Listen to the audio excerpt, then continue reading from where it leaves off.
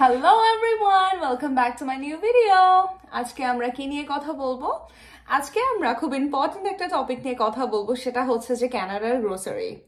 আপনারা তো হয়তো জেনেই থাকবেন যে আমাদের এখানে গ্রোসারি প্রাইস কিভাবে বেড়েই চলতেছে দিন বাই দিন। আপনি যেখানেই যান না কেন, আগে আপনারা যদি 2-3 বছর আগে কানাডায় এসে থাকেন তাহলে আপনারা জানেন যে 2-3 বছর আগে গ্রোসারির প্রাইস কতটা কেমন ছিল আর এখন সেটা বেড়ে যে কেমন হয়ে গেছে।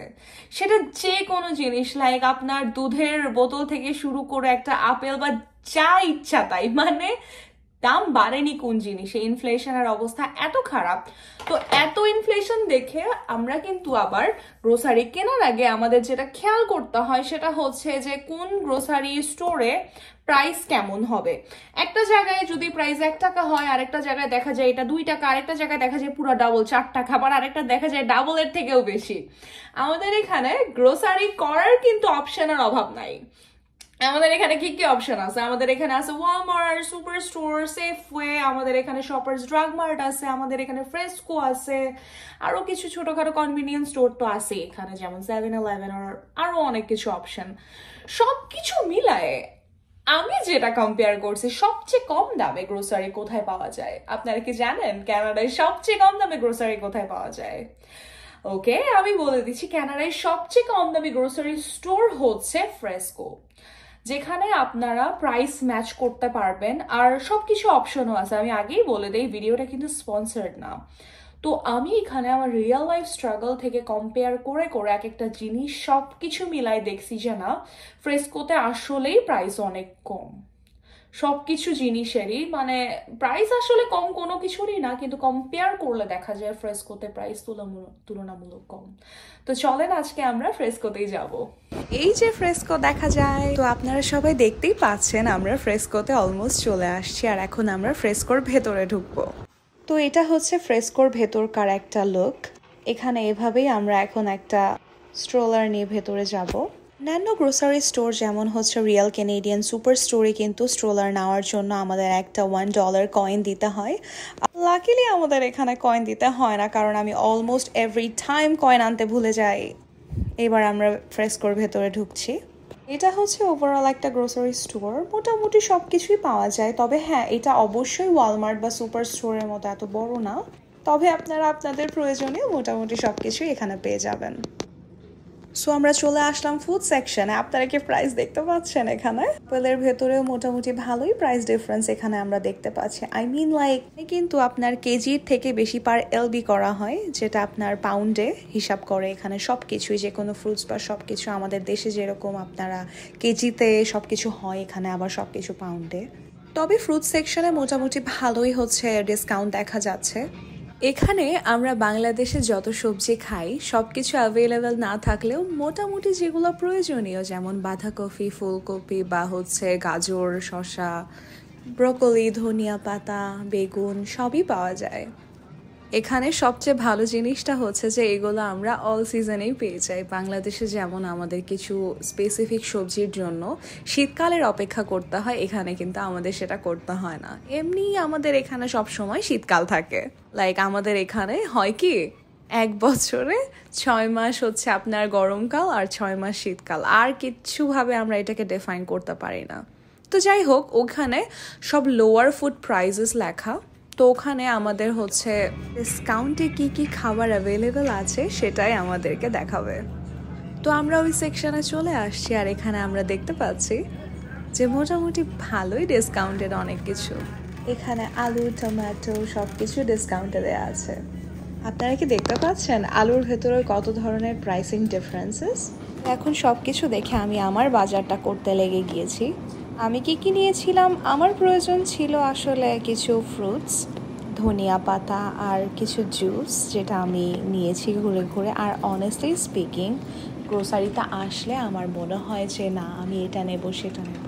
ইউজুয়ালি প্ল্যান করে আসি একটা আর নিয়ে ফেলি অনেক অনেক জিনিস। এজন্য আমার মতোই অনেকেই গ্রোসারিতে আসতে চায় না, কারণ আমরা আসলে যেটা নেওয়ার জন্য আমরা আসি সেটা না নিয়ে বা সেটা নিয়ে আরো অনেক জিনিস নিয়ে ফেলি। তো এখানে যেটা দেখা যাচ্ছে এটা হচ্ছে 3 কেজির হচ্ছে চিকেন ড্রামস্টিক, যেটার প্রাইস ছিল হচ্ছে $13। তার মানে কেজি চিকেনের দাম আমরা 1300 টাকা বাংলাদেশি টাকায় পেয়ে যাচ্ছি। আর সাথে সাথে আপনারা দেখতে পাচ্ছেন যে এখানে চিকেন উইংস 5 কেজি $30। আপনারা দেখতেই পাচ্ছেন প্রাইস মোটামুটি কমই ছিল, তা আমিও একটা চিকেন ড্রামস্টিক নিয়ে নিয়েছিলাম। সো এটা মূলত ফ্রোজেন ফুড সেকশন। এখানে আপনারা যত ধরনের ফ্রোজেন জিনিস আছে সব পেয়ে যাবেন। এখানে কানাডিয়ানরা ইউজুয়ালি পিরোগিস বা হচ্ছে ফ্রোজেন পাস্তা থেকে শুরু করে পিৎজা সবই ফ্রোজেন নেয়, কারণ ফ্রোজেন আইটেমে ইউজুয়ালি প্রাইসটা মোটামুটি কম থাকে। এটা হচ্ছে আমার ফেভারিট সেকশন, যেখানে বান বা হচ্ছে বিস্কিট থেকে শুরু করে সব কিছু কেক জাতীয় জিনিস, বেক জাতীয় জিনিস পাওয়া যায়। এটার আশেপাশে দিয়ে গেলে এত সুন্দর একটা স্মেল আসে যে মনে হয় সব কিছু খেয়ে ফেলি।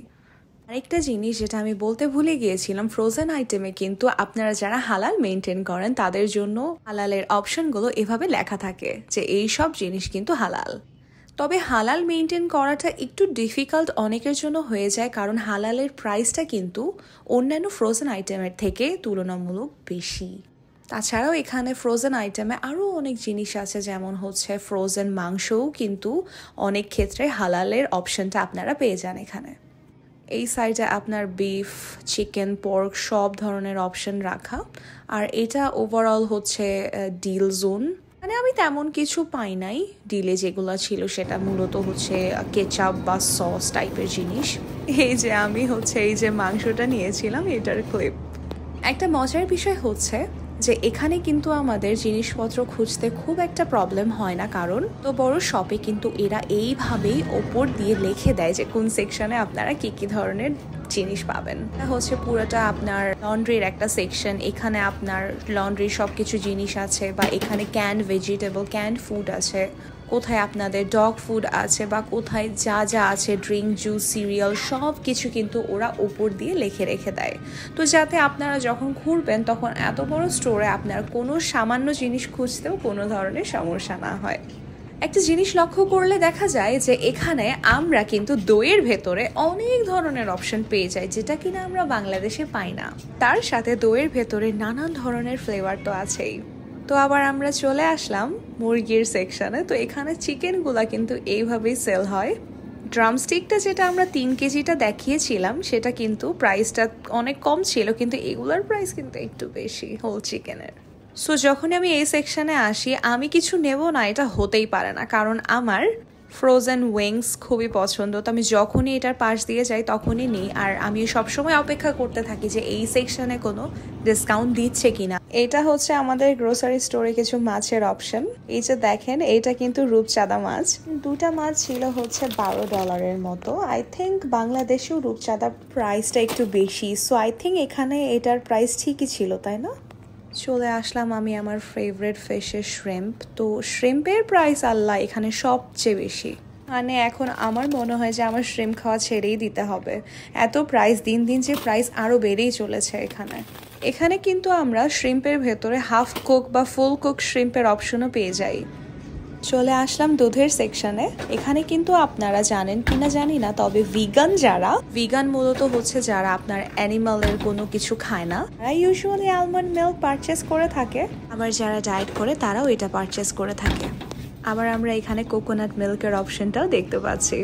আসলাম আমরা ডিমের সেকশনে। এখানে কিন্তু সাইজ বা হচ্ছে অনেক কিছুর ওপর নির্ভর করে ডিমের প্রাইস কিন্তু অনেক ধরনের হয়ে থাকে, যে দেখতে পাচ্ছেন জায়গায় $9 আর আবার আরেক জায়গায় $4। কিন্তু গরিব, তো আমি ইউজুয়ালি যেটা সবচেয়ে কম প্রাইসে থাকে সেটাই নিয়ে থাকি।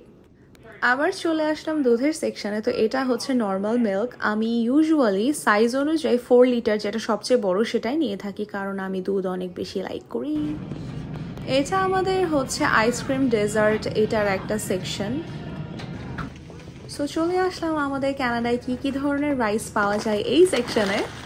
অনেক ধরনের রাইসই আছে, জেসমিন রাইস, এখানে আরও চাইনিজ রাইস আছে, এখানে বাসমতি রাইস আছে। আমি ইউজুয়ালি জেসমিন রাইসটাই বেশি পছন্দ করি, কারণ ডেইলি ওয়াইজে আসলে আমার বাসমতিটা এত পছন্দ না। কিন্তু আমি ম্যাক্সিমাম ক্ষেত্রে যেটা দেখি যে হচ্ছে এখানে মানুষরা কিন্তু বাসমতিটাতেই বেশি অভ্যস্ত। তো দেখতে পাচ্ছেন কত ধরনের চালের অপশন আমাদের কাছে আছে। ব্যাগটা খুব ভারী ছিল, আমার হাত থেকে পড়ে যাচ্ছে। তো এই ছিল আমাদের পুরো ভিডিও। এখন আমরা বাসায় ব্যাক করছি, আর আশেপাশে অবস্থা দেখেছেন আপনারা, কত স্নো, কি অবস্থা রাস্তার। তো এই ছিল আজকের আমার এই ব্লগ। আশা করি আপনাদের এই ব্লগটা ভালো লেগেছে। অবশ্যই আমাদের পাশে থাকবেন। আল্লাহ হাফেজ।